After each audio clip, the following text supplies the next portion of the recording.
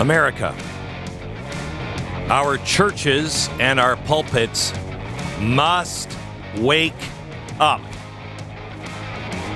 6 pro-lifers who were convicted of charges related to the FACE Act earlier on Tuesday gathered alongside their friends and family outside of the federal courthouse in Nashville, Tennessee, to sing and pray just minutes after being found guilty.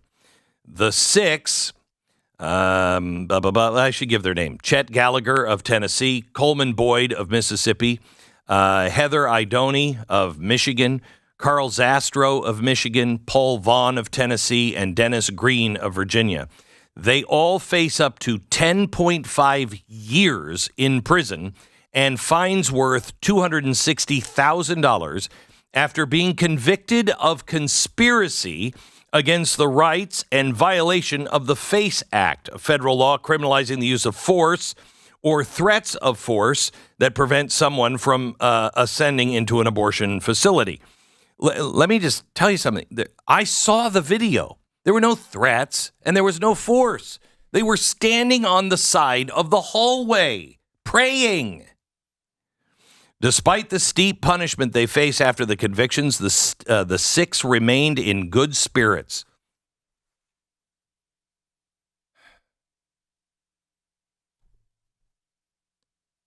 These are the kind of people that will bring blessings from heaven.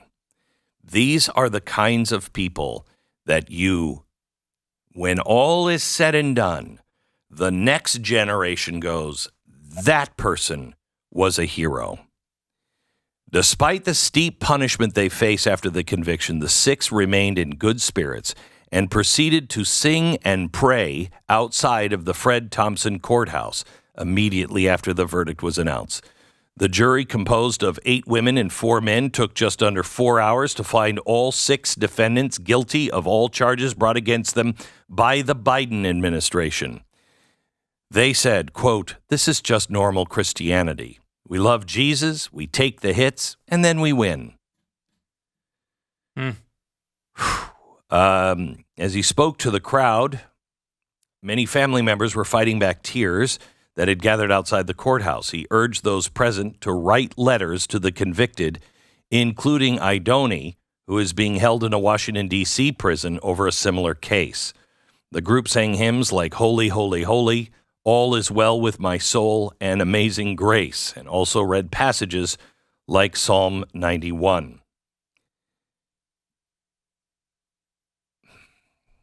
This is in Nashville, Tennessee. We have got to wake up. Our system has been so corrupted because we have allowed it to be this way. New York City Councilman Yusef Salaam, a member of the Central Park Five, was pulled over in Harlem by police on Friday, just days ahead of a council vote on legislation that would bury police in paperwork over low-level stops. Salaam complained about the traffic stop, suggesting he had been pulled over without a reason and that racial bias was a factor. However, the cop was wearing a body cam. He apparently he was stopped. And you see on the body cam, he says, I don't even know why I was pulled over.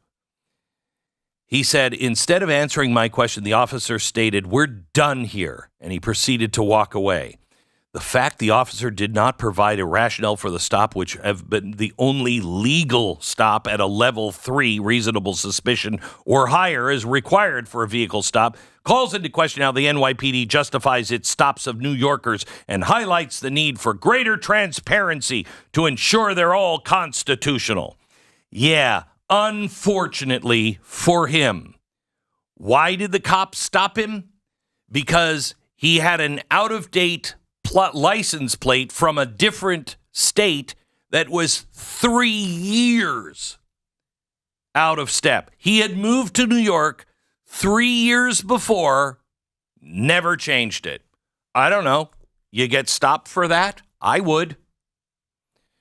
Then when he was stopped. Now remember, this guy said, we We know the danger that is out there every time a black man in particular gets behind the wheel of a car.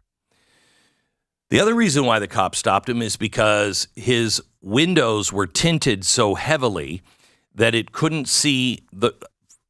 You want to stop for a race? He couldn't see through the window to see what color the driver was. When he approached the car, he said, "Could you roll down the back window, please?" Because a cop had been shot by somebody with tinted windows like that in the back seat. Then he looks in, no threats lurking behind. He identifies himself, and Salam interrupts him, saying, "I'm council member Salam, this district, District 9. What did the cop say back to him? See, this is where the racial bias really comes in. He said, "Oh, okay, have a good one. You're working, right?" "Yeah, take care, sir." That's what happened. If this guy stays on the council in New York City, write it off. If you can get away with besmirching and probably would have gotten this guy fired had it not been for his body cam, and he was this polite, what will these people do to you? Nothing matters to them. Nothing matters. Look at all the crime that is happening. And what are they doing? They're going after religious people who are singing hymns?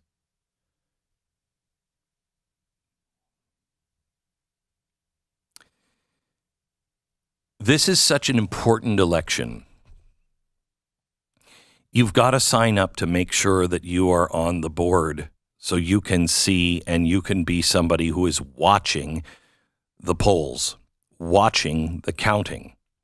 I want Republicans there. I want Democrats there. I want independents there. I don't want just one side. I want honest brokers. I don't know, because I think that's what most people in America want.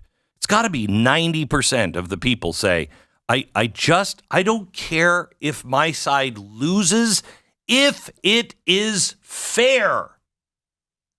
But I don't want any corruption. Well, unfortunately, all the people of power want that corruption because they can use it to divide us and to control us. By the way, more news on Michelle Obama. And I'm telling you, I think this is going to happen. Sources now claim money men behind Michelle could be the best candidate against Donald Trump. Money men have been contacted by, apparently in 2022, a trial balloon by Michelle Obama and her husband to test if they can get support from Wall Street, etc. She said, "If I'm running and I ask for your support, what would you back me?"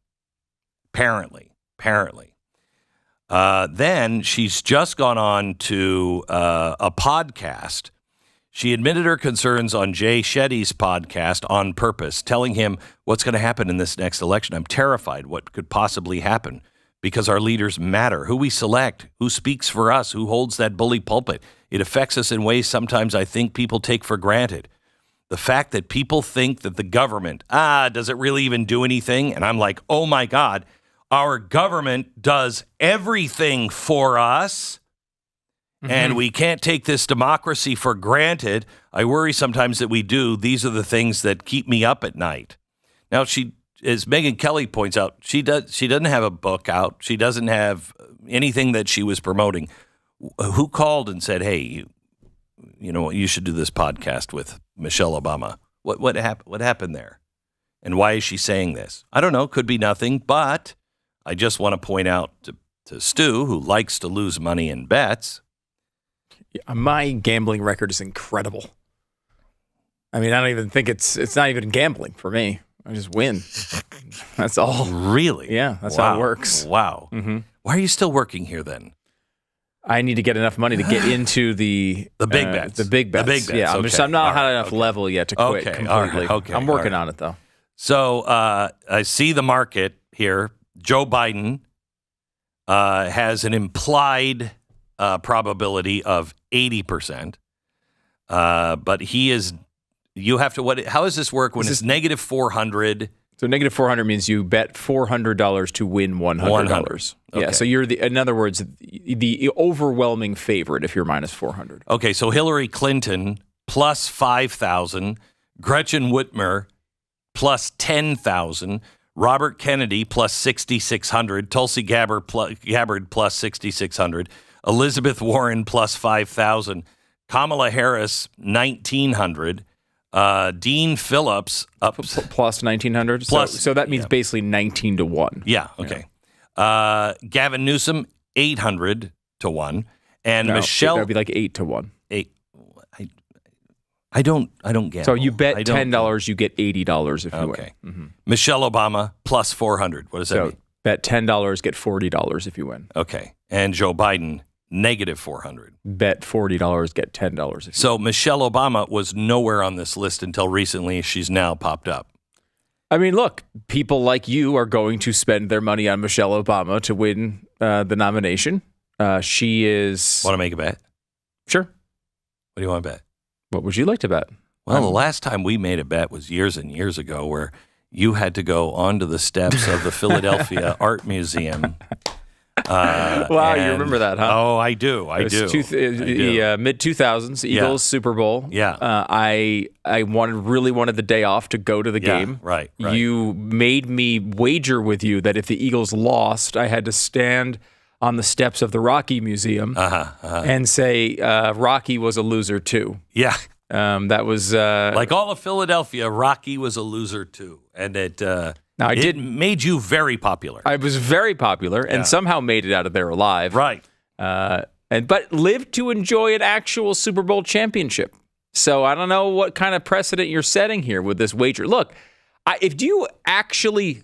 Because what you have outlined with Michelle Obama is a plausible theory of something that could theoretically happen. Yeah. Do you actually believe that it would happen?